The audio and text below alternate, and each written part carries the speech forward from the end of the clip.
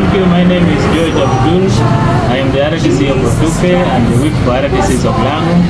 I want to thank God for bringing us towards the closure of the year 2025. And I want to take this time to wish everybody a very Merry Christmas.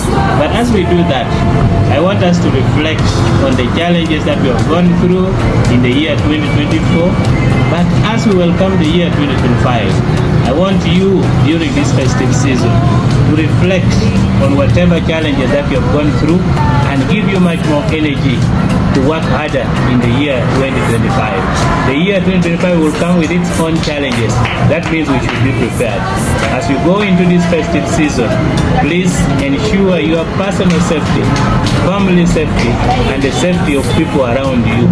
Make sure you are in charge of your personal security. But also on our side, as the security, we shall always ensure that we are steadfast and stand by in ensuring that we curtail all the criminality that may come. To the people of Otuke, the people of LANGO, the people of Uganda, but most importantly to the people of Erute South, I want to wish you a very Merry Christmas and a very prosperous New Year 2025. I thank you so much.